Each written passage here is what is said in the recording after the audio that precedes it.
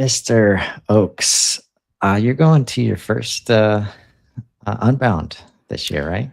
I am. I'm even going to my first, what I've taken to call in Unbound, just so that we can skip the unbound, formerly inbound. I keep calling it inbound conversation. But yes, this will be my first in Unbound. All right. Well, I'm curious if you had the pleasure um, of having much more email in your inbox related to the fact that you are going to Unbound. I hear people talking about that, and I have not been getting a flood of emails or LinkedIn DMs despite posting about it. And there's going to be a bunch more posts coming up too about it. So that's been curious. I am very curious and a little jealous that you're not seeing that. Um, In that changed my question that, like, why do you think I am getting them and you are not? Why do I think you are getting them and I am not? I mean, the possible explanation that makes me wonder what I'm doing wrong is just overall visibility, but it mechanically it seems like it's got to be that you have got on somebody's clay table or something. You're in a bunch of shared purchase lists Yeah. or something. Yep. As we're prepping to talk about this, I asked the team to go look at my Gmail and find all the pitches. We're going to talk about the myth of cold outbound today, as prompted by this like double-edged sword of excitement on the way to Unbound. um, and after it did it, it said the on-air detail worth noticing. Most of these landed at chris.carolyn at conveyingyourmessage.com, which is your old domain. These senders aren't in a relationship with you. They're mailing an aged list.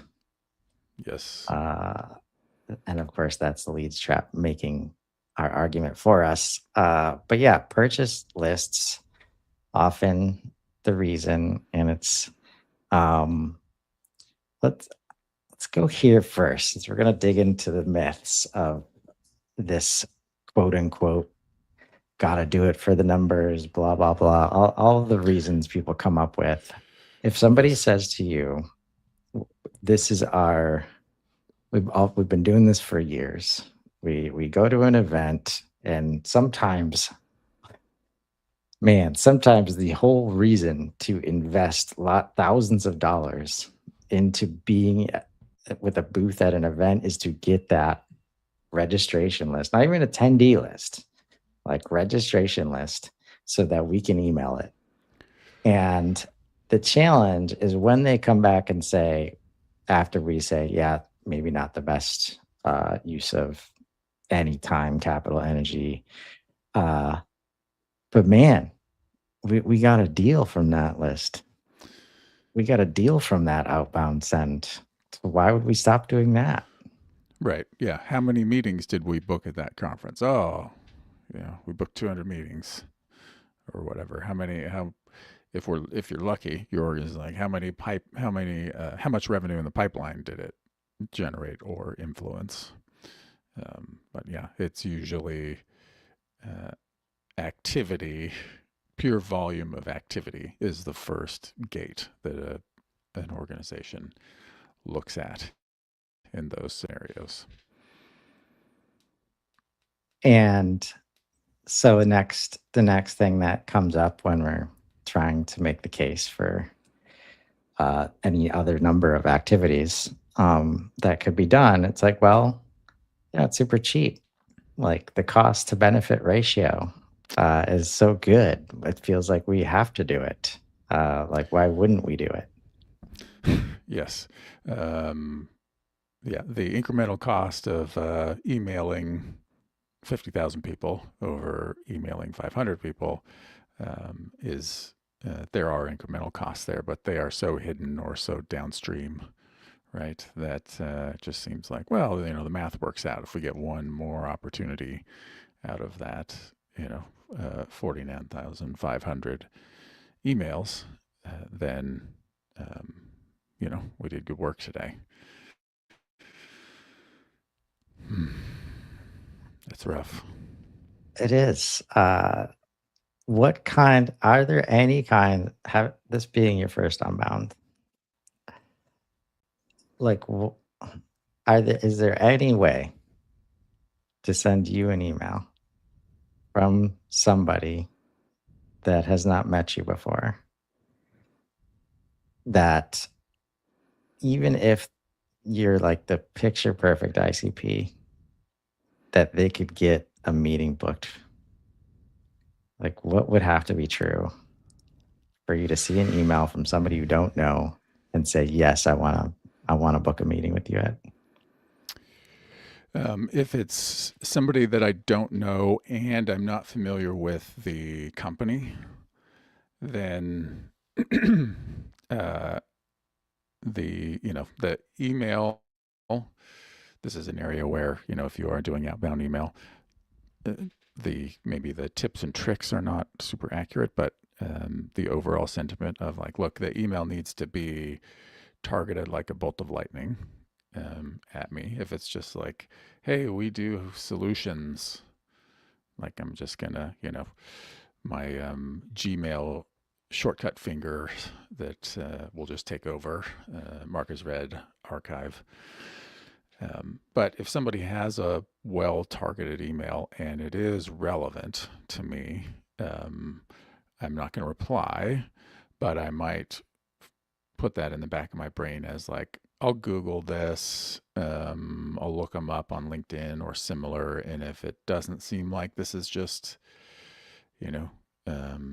bulldozing garbage through the pipeline, then I would consider booking a meeting.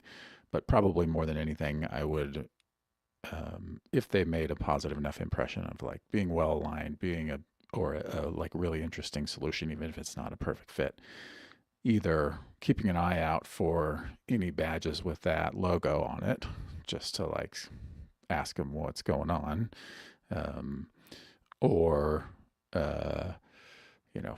walk by, put on a like Groucho glasses and walk by their booth just to kind of side eye so that they don't like suck me in again, like just kind of validating like what's going on here.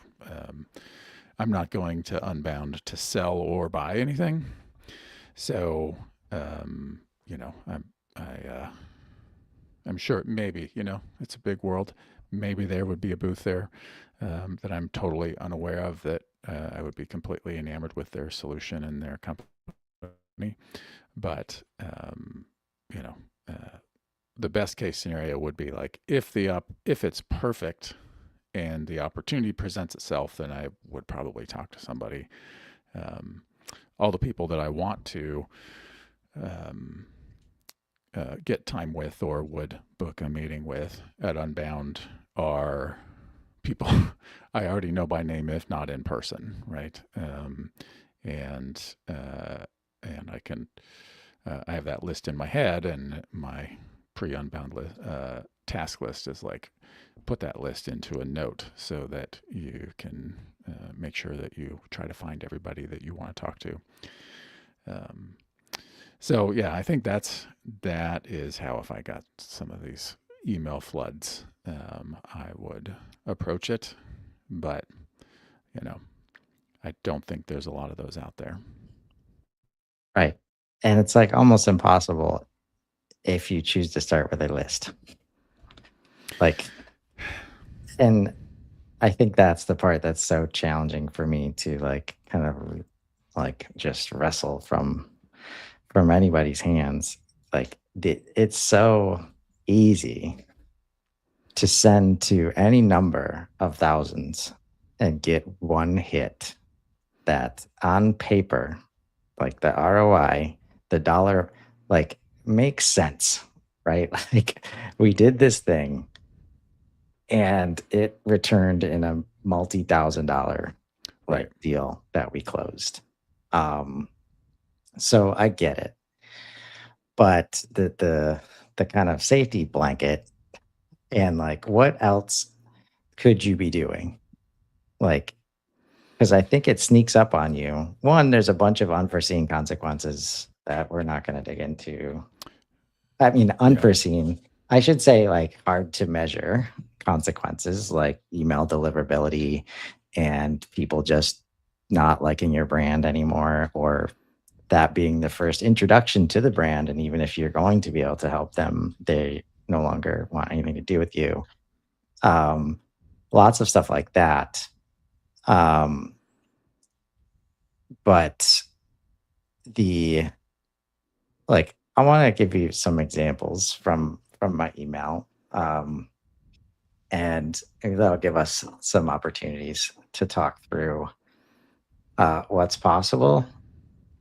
And like the reason that we have so much data other than these lists to get access to the exact people that we want to get access to. And a couple of good examples that happened to me this week that I'm very likely to see and interact with both of these people at Unbound. One I knew already, one I didn't, but both of them started in the same way. And that was congratulating me on the Hubzest acquisition, right? Okay. Was the first email. And uh, in the first person in the same email, like again, because there's a warm relationship already, they highlight the event that they're doing at Unbound, which I didn't know about. I immediately click in and it's a conversion, right? The second one, I've never met this person before. And in response to my thank you, it says, hey, we're gonna be at Unbound too. Like, maybe we'll see each other. Like really low.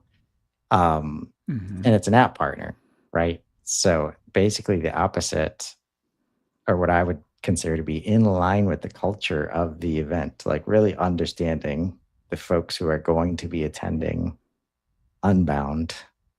And I know that they are in the community, like they are supposed to be here, right? They didn't just buy a ticket through Right. through a booth and now they get access to the Unbound community. And it's like, okay, like let's start digging for gold, right? It's so obvious. Where you can do this with AI now, right? Like you could take that registration list, go find activity on LinkedIn this person talking about with like Hubzest, the announcement around Hubzest. Mm-hmm. And I know that neither of these folks did this, right? But if you started with that, I'm pretty sure I'm replying to every email that congratulates me on the acquisition of Hubzest. Mm-hmm. Every single one of them, Yeah. right? And like again, it shows right off the bat that you're at least trying. Yeah. Like, right? And is that really a high bar? Is that really too much? Just show me that you aren't sending to a gold list, basically. Right. There's man. Some of the bad examples, just to remind everybody, get a gift card and $100 in swag. Can we pay you to meet with us? Right. 6 weeks out. Is the Unbound schedule locked in? AI called this out as the classic two-touch cadence. Heading to Unbound 26. Let's connect in Boston. Book a complimentary session from an elite partner. We're heading to HubSpot Unbound. Okay, good, cool. Thank you for letting me know. Yeah. Let me write that down. A straight pitch. Your HubSpot workflow shouldn't end in paperwork. All right, cool. Mine generally doesn't. I'm not really focused on HubSpot workflows that much. Exclusive event before Unbound. Um, this one, uh, and I just asked to like any Unbound related email, like Super's on this list, and it gives um like in it, even AI knows, right? It says booth activation promo. Matt's a known community relationship, so warmish list list mail, Mm-hmm. right? And I view this list, and it's the same thing we are doing, like in our mind as we scan our Right. email, right? So it's like if you are starting, like you don't don't start from a cold place. Like you don't have to. You just don't have to anymore. Yeah. Yeah. Um, it's funny how no, it's odd. It's not funny. It's kind of sad how locked in some of that old way of thinking is, right? And the continuum here, it's is more like a pendulum, right? It's not uh, completely cold, and we don't know anything about you except for whatever our B2B data source tells us about the company that we have via the domain that your email is on. That's the fully cold end of the pendulum swing. And then you overfit the other way, which is, AI scraping your last several LinkedIn posts and emailing you and saying like, "Hey, I love how you talk about theme on platform," or whatever, right? And it's like really bad quote unquote personalization, right? And somewhere in the middle is the place of balance there. And the that email 50,000 people, and if we get one deal, it's ROI positive on the measurable dimensions, meaning the deal value in the pipeline and the amount that we spent on the list and the amount that we spend on the send, which is functionally zero, not taking any of the other externalities, et cetera, that we discussed earlier, right? That's like this end of the spectrum. And the tools that we have, and if we actually treat our platforms like customer relationship managers and not sales process platforms, that middle of the pendulum, right, of like using the tools to amplify our ability to understand and track the relationships and remember what the people that we are connected with value, what they're working on, what they're interested in, and being able to, instead of saying, let's email our list of 50,000 people because we need to book meetings or drum up pipeline or whatever. And so we think of the broadest possible message and then insert a, token, first name, or, how's it going at company name, and figure like, well, if we get 10 opens and that results in one opportunity, then it's ROI positive. That approach just, doesn't work. And we have the tools to hit that middle of the spectrum of better list segmentation, not just company size or industry or, nonsense firmographics, but okay, this person is the stakeholder. We're not going to email them at this company just because they have an at domain.com email. We have the information, the context to know whether this is even relevant for them, right? And so we're not going to try to we're not going to include them in the denominator of our bulk send to as many people as possible, because instead of just figuring like, well, if it's not relevant, they won't open it and it'll be fine. It'll be, oh, we actually have really great instrumentation on whether this is relevant and whether what we are working on with our customers or our prospects is likely to be aligned with what they are working on. And then we can include or exclude them from these sends or conversations, right? That's the difference.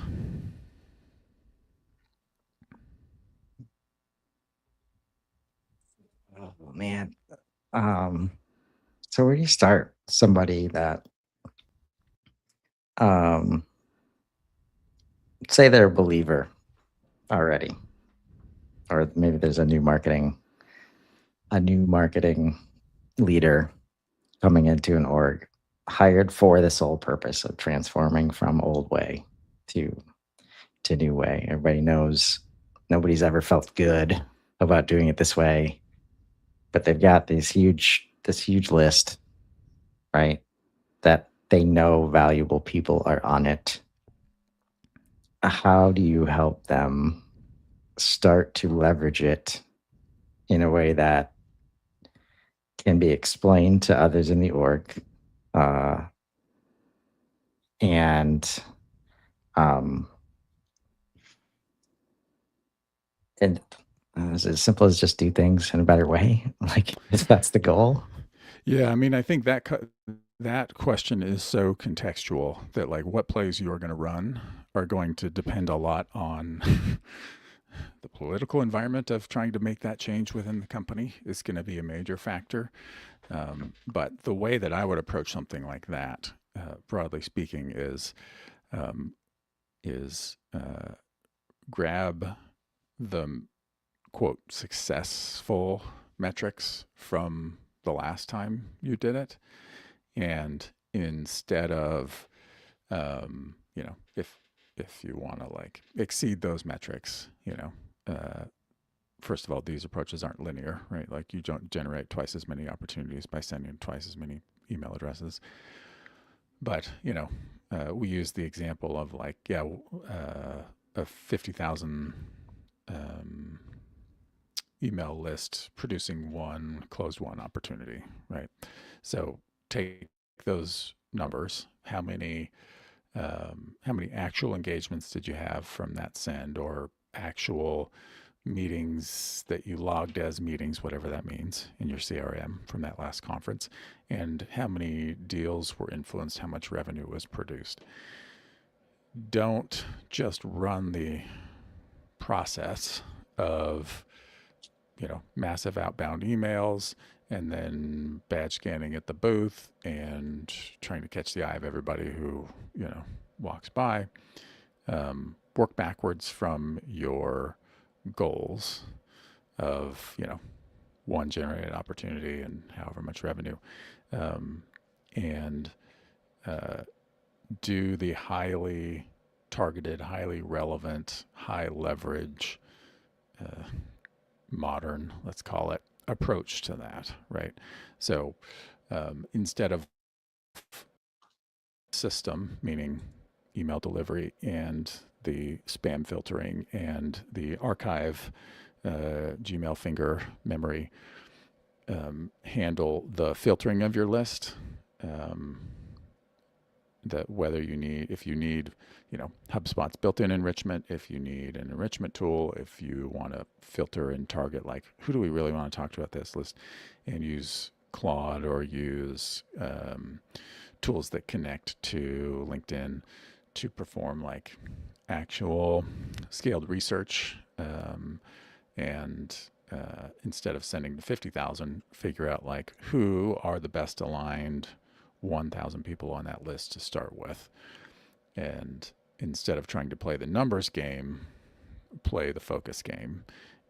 Because if you have a handful of people working diligently with a um, a modern way of thinking about this, not I sit back and if somebody replies to an email, then I engage, but rather I try to figure out how I can provide the most value to this person as a stakeholder or champion, and to the company where they have their own needs and priorities. Um, the math, you are throwing out the lazy math that quote works in your favor with just the massive send, to the math of, well, if we invest in our relationships, then we get a lot more engagement. We get a lot more leverage. We make more difference. We provide more value to our folks.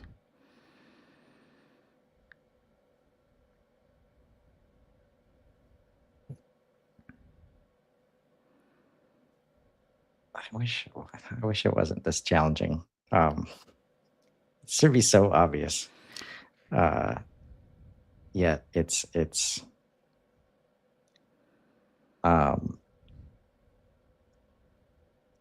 so just getting people to sit down for a moment and like think about this, critically. Because I think the part that's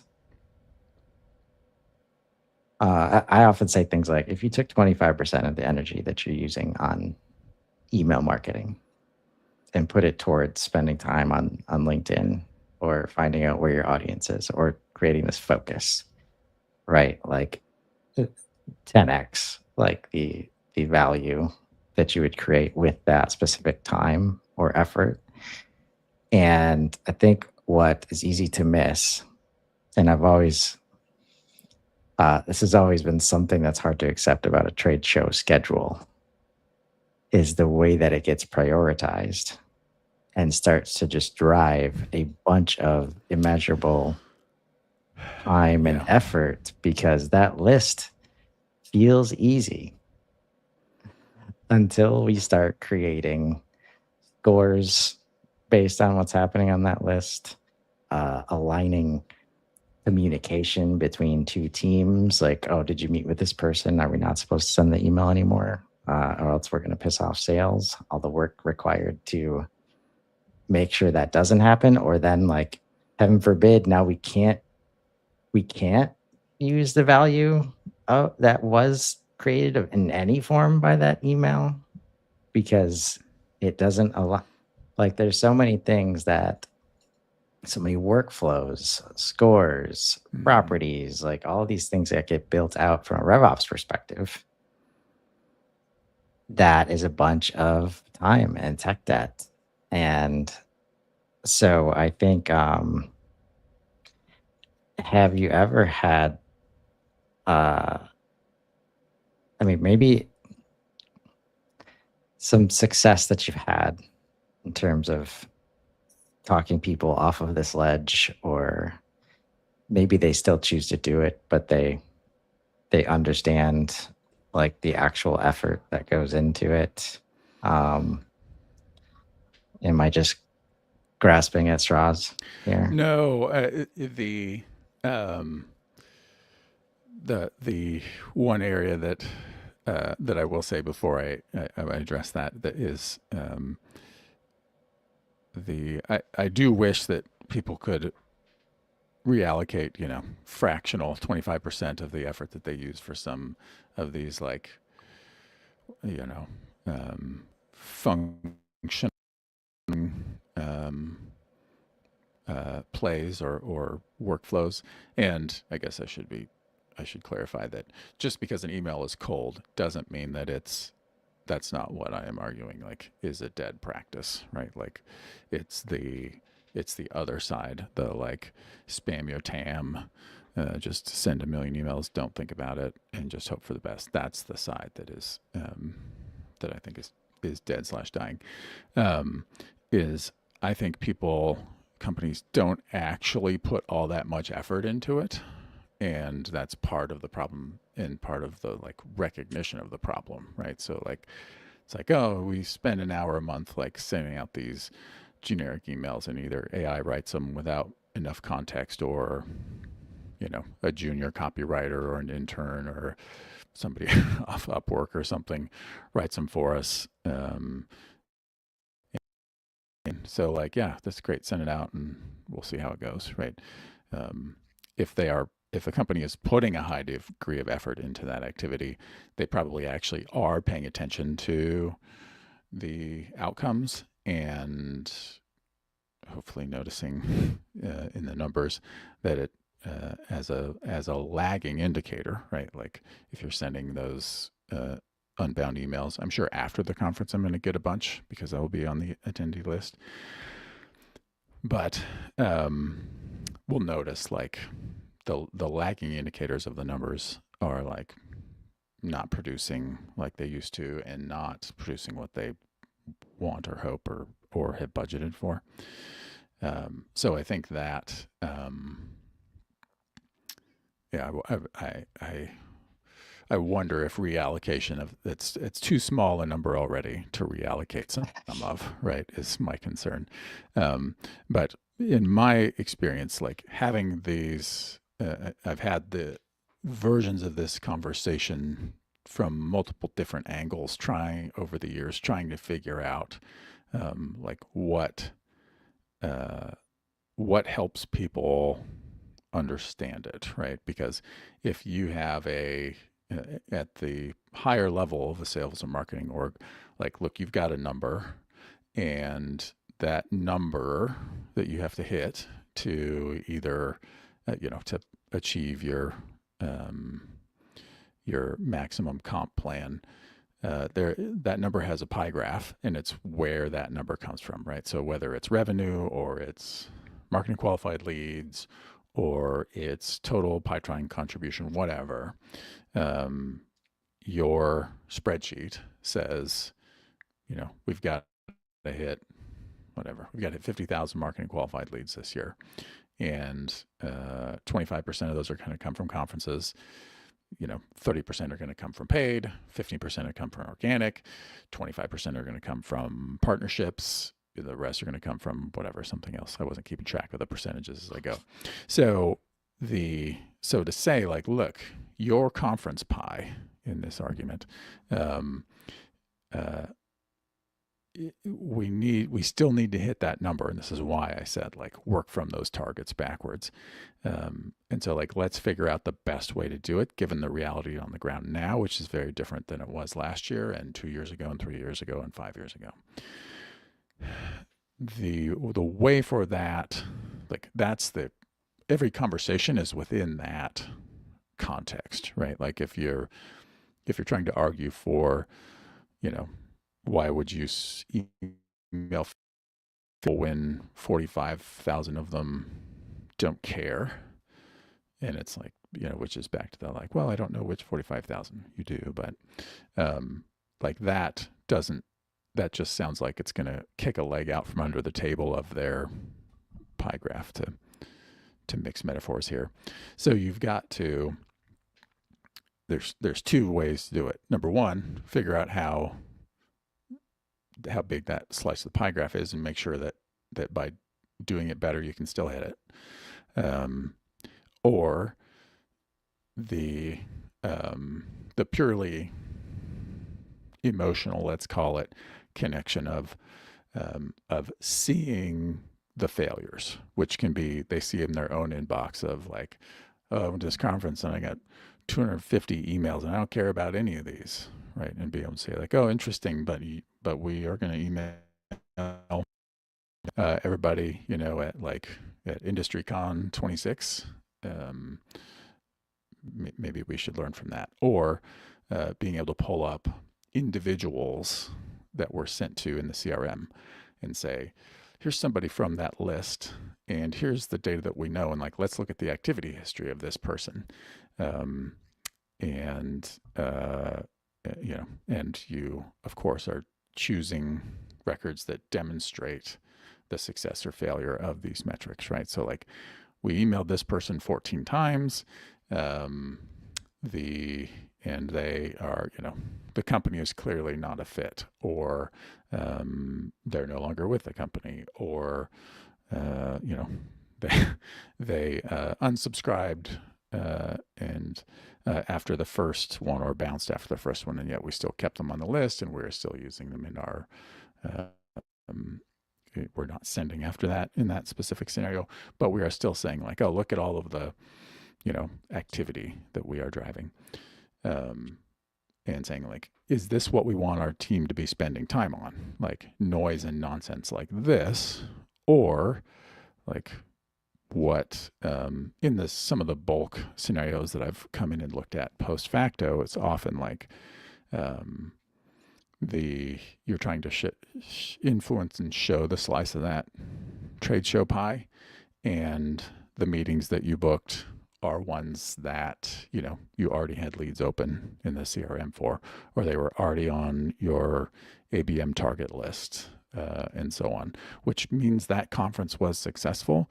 But that you have to ask the question, like, okay, we've already been targeting these people. We already have their emails in our system, and be running, we have them in audience match, and we're running display ads against them.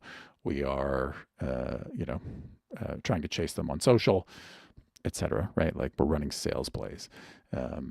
Wouldn't it be better to align with that rather than just blast, we're going to be at a conference, come by our booth, when a salesperson already was going to be, moving through the crowd like Terminator, looking at the badges, trying to find those specific people, if they hadn't already been texting them or email them directly, like, hey, what are you doing on Tuesday? Let's grab coffee, whatever. Being able to either go high level, like, this is how this helps you achieve your goals, or low level of look at what great looks like, and look at all of these cases where we are not doing great. Those are the things that help, like, really make that conversation real. And there's a lot of true things, like, look, our delivery isn't great. We're getting a lot of spams and bounces and unsubs, and like, that's not a disaster today, but the more we do this, the worse it is. It's like, a lot of marketing leaders would be like, look, man, I'm not even going to be here in 18 months. Like, I don't care what Cinder reputation looks like. They'll never tell you that, but it's part of the equation. As long as we Somebody get one else's deal. problem. Yeah. Right. Yep. Can we measure that reputation? Well, kind of. The metrics are indirect and blah blah blah. Nobody really shares because then people would game it, and they're like, oh, I'm hearing no, right, is what they say. So they'll like, I mean, I've worked with a lot of folks that is a high priority for, but also, if you can't measure it and you don't have direct insight, even, then you have to like kind of weigh it against other pressures, right? That stuff is all, that doesn't move the needle, right? But those two other ways, like, look, don't worry about the pie graph. We're going to figure out how to make that slice of the pie what it needs to be. And the like straight low level, let me show you the good and the bad ramifications of these strategies. Yeah. Like, again, comes back to conversations across teams. Yes. Just looking at one or two examples before and after, like, the show can like put everything in perspective very quickly. And like how much of the conversation and event preparation and debrief, when it happens, it's like, this is the part that you don't see. It's like you're forced to go through this list and understand how valuable it was, even though ahead of time it's not the right play, it's not that valuable anymore. But because you did it, you have to look at it. Meanwhile, there's people who weren't even on the list that sales met. Are they in the system yet? What did we do? Like, real data, like real black and white behavior, engagement, all the metrics that you wish would just appear from this list. Right. Happening, right? Are we understanding it? And that's the kind of misdirection, that happens and often is forced when a marketing team has, lead related KPIs.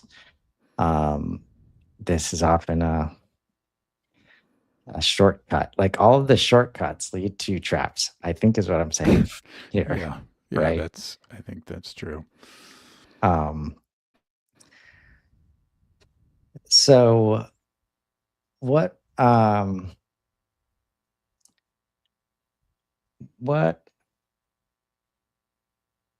are some ways that you have helped people like deliver value,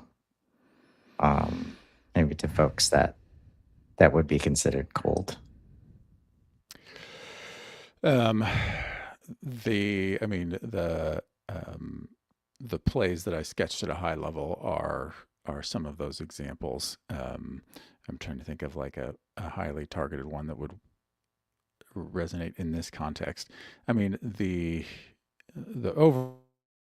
overarching, I think, are um, first of all care, and second of all, just provide value, right? Like, um, come into these cold touch points, whatever they are, um, uh, with a um, with the this sounds really hokey, but like with a giving mindset, right? Like the we didn't touch on this aspect of like meeting people at conferences, right? Which is like, hey, what do you do?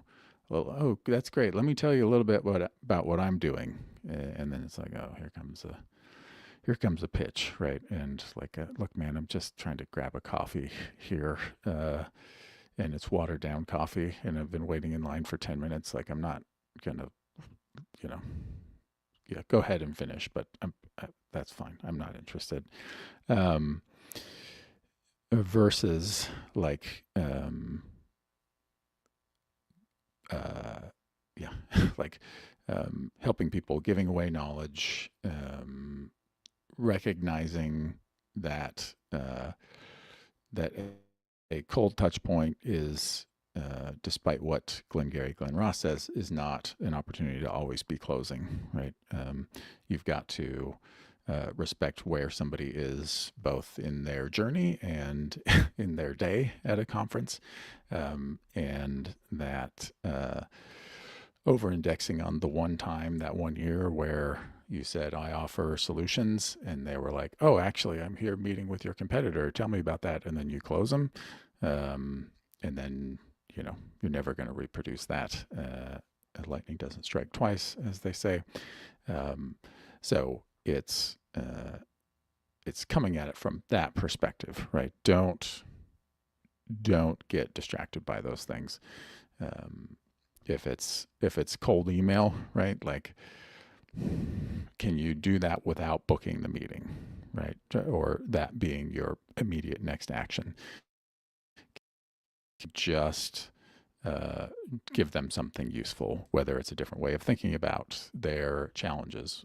It's being able to name their challenges. It's a resource, right? It's there's those are usually the easiest ones in a cold email context because you're not asking for them to do anything. And at a conference the same way. Like, don't try to give people a bunch of swag, right? Like, we all have enough whatever whatever the swag du jour is this year. Yeah. But can you do something that and in a cold scenario, like the phishing aspect is real, not PHISH phishing, but the analogy that I use for this is that any of these things are like fishing for actual fish, which is if you know what kind of fish you want to catch, then you know where to find them, you know how they feed, and you know what they like to eat, right? And if you do that, you use that information, you can catch a very specific fish.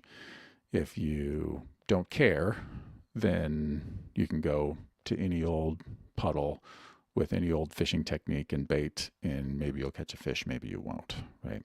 And being able to, in a cold, meaning like no pre-existing relationship or engagement, if you know those things about your target audience and you can recognize that on the name and the company in the list, then you have a shot at figuring out what those things are, right? Use them in those cold touches. Yeah. So many ways you could get help with this. One thing comes to mind is go look at all the stuff related to Unbound, including the agenda, what people are talking about. That will give you a great hint at what people that are choosing to go might want. Like, right? And if you can piggyback on that or create anything close to, let's say you could just ask AI, tell me what the Unbound experience is, and how could we and the company that our company who we care about as an audience, the offer that we provide, the value that we can create, what would that look like for us? So instead of, again, misdirecting from the list, like if you have people going, you're going to run into attendees. Like you're going to run into the list. Right? Are your people prepared to talk about your offer, your value in a way that fits in, like with the experience, right? And if I tell you, like if it's Unbound, formerly Inbound, if that's any hint, if the response is let's book a call, not it. That's not it. Yeah. If the response is can you help me with something? Can we have an experience together? Like so easy for first timers to be like, hey man, I've never been here before. Feels like a different vibe. Like, what do you know? Like, what's your experience? Like, um, just like that's where the CTA is a conversation instead of like a booked meeting, right? Or I Right. should say the goal. Like the goal of the interaction. So let's have a conversation. I know Yeah. that if there's a fit, I can add value, right? But I cannot do that before like starting the conversation. And it's just a dramatic and like come back. How is email a conversational channel? Is it good at starting conversations? Old, probably not. No. But you have access to all these resources that can help you now. And hopefully this is helpful at highlighting some of the new dynamics in play. And again, even if it's just like, I feel like we should move away from this list strategy, like start talking to AI about some of your options there, and it will come up with a lot of good ones if you just use some common language, talk about your friction, talk about the pain, um, give it this transcript. You'd be right as rain in no time. And we hope to see you. We will both be at Unbound, and we'll try to survive our Book a inboxes meeting with us. on the way there. Book 'em. Click like and subscribe. Sign up for the newsletter. Do all the stuff because you just got so much value. But for real, we hope everybody is enjoying the series. We're trying to continue with some relevant topics, lots to talk about as we move towards Unbound, and continue the journey of trying to help you understand, the folks on the other side of those emails, those DMs, those handshakes. When you get to Unbound. So until next week on the Value Path, thanks so much, Oaks. Bye bye.